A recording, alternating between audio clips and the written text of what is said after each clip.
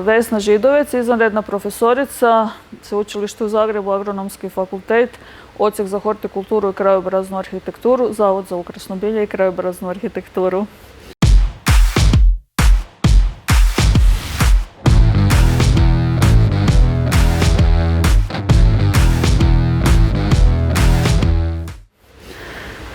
Mnogi vrtlari amateri vrlo često u želji da stvore što ljepši okoliš posežu za vrstama za koje nisu svjesni da mogu stvoriti probleme u okolišu.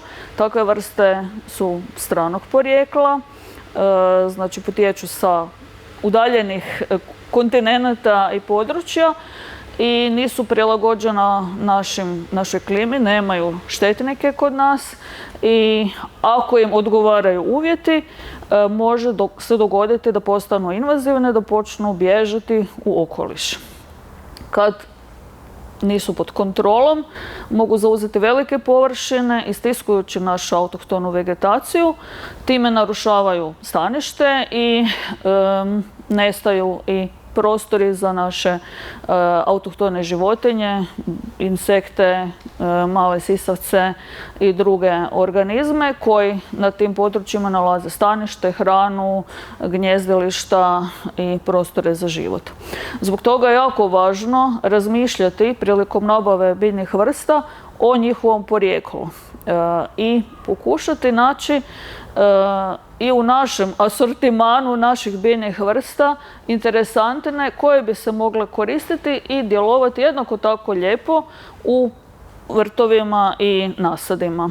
Evo, mi ovdje u našem novom plasteniku na Zavodu za ukrasno bilje i krajobraznu arhitekturu, koji je izgrađen iz projekta Life Ornamentalias, odnosno financiran sredstvima iz tog projekta, imamo želju, osim što želimo predstaviti studentima suvremeno opremljen zaštićeni prostor, isto tako ih želimo podučiti i naučiti da postoje brojne autohtone vrste koje se mogu koristiti za primjenu i na javnim površinama zelenila i u privatnim vrtovima. Pa evo ovdje imamo nekoliko vrsta koje smo do sad u okviru ovog projekta uzgojili, a to su stolisnik, svima poznat, Achillea millefolium, koji nam je poznat kao korovska vrsta i ljekovita vrsta. Na našim livadama cvate prekrasno bijelim cvatovima, odlikuje s ovim isto tako lijepim duboko urezanim listovima koji djeluju igličasto i vrlo je korisna i privlačna.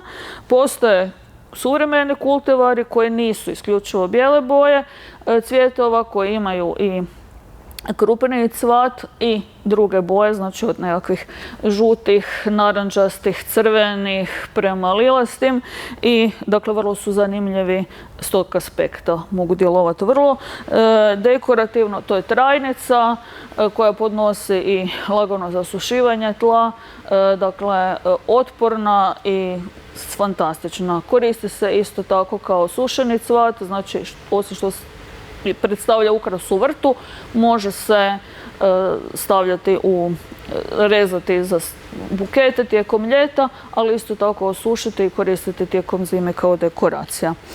Sljedeća vrsta koju imamo ovdje na stolu, ove male i one tamo crvene, to je vrsta isto tako svima poznata kao dosadan širokolisni korov na travnjacima, puzava ivica, Ajuga reptans, vrsta koja je tu našeg podneblja, koja tijekom cijele godine ima listove uočljive i vrlo lijepo izgleda. Postoje različiti kultivari koji, dakle, od zelenog obojenja listova sa nekakvim šarama do ovako crvenih, pa čak crnih listova koji djeluju, dakle, mogu se kreirati različite šare. Korištenjem samo različitih kultivara možemo površinu neku travnjaka napraviti vrlo šarenom, dekorativnom i zanimljivom, logotipe crtati pomoću te vrste.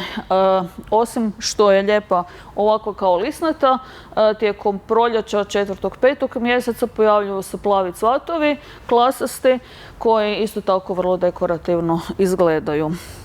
Zadnja tamo vrsta nam je Dianthus deltoideus, svima dragi klinčeki.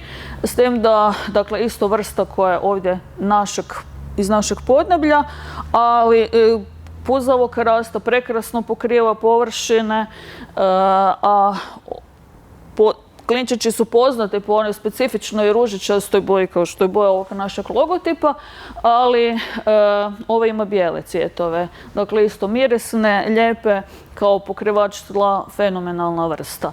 U nastavku projekta mi ćemo proširiti asortiman autohtonih trajnica jer nam je želja skrenuti pozornost javnosti sa stranih vrsta na naše domaće.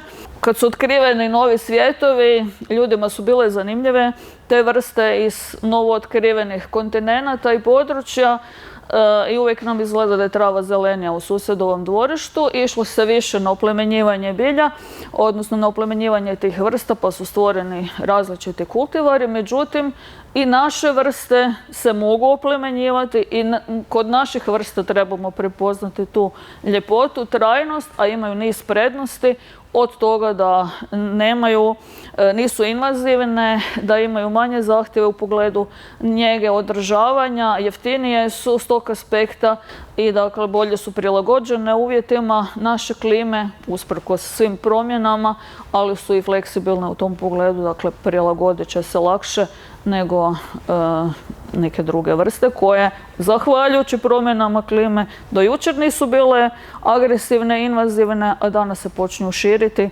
jer su zime blaže i ne stradavaju onda.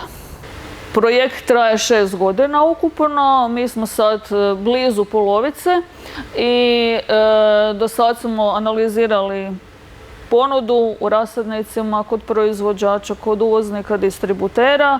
Isto tako smo istraživali koje vrste se nalaze na javnim površinama i privatnim površinama zelenila.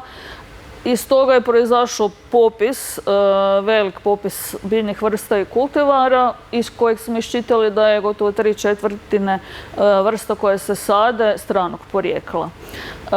Ti popisi su dani na analizu neovisnim stručnjacima koji su ih rangirali, dodijelili im poziciju opasne na crnu listu za zabraniti ih, narančaste paziti na njih da ne bi postale invazivne, da ne bi počele bježati i bijeli popis, znači one vrste koje jesu stranog porijekla, ali koje za sad ne predstavljaju nikakvu opasnost za širenje u okoliš.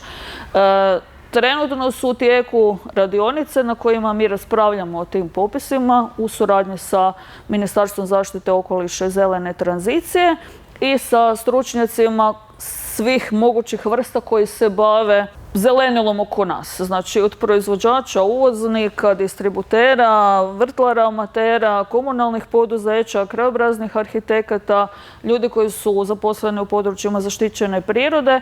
Dakle, sva iskustva su nam bitna da stvarno iskristaliziramo koje vrste su opasne, a koje nisu.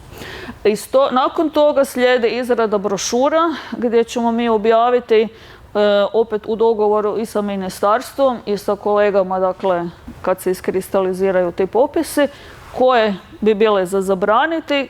Mi nemamo tu mogućnost, naravno, zakonodavnu, ali kao preporuka nekakve vrste za zabraniti, vrste kojima je potrebno posvetiti dužan oprez i one za koje smatramo da su bezopasne. To ćemo naravno objavljivati i širiti te informacije jer nam je cilj upravo to, edukacija javnosti, da pokušamo osvijestiti taj problem i da pokušamo smanjiti opasnost koja prijeti našem okolišu, dakle ne samo flori nego i fauni, dakle kompletno svemu.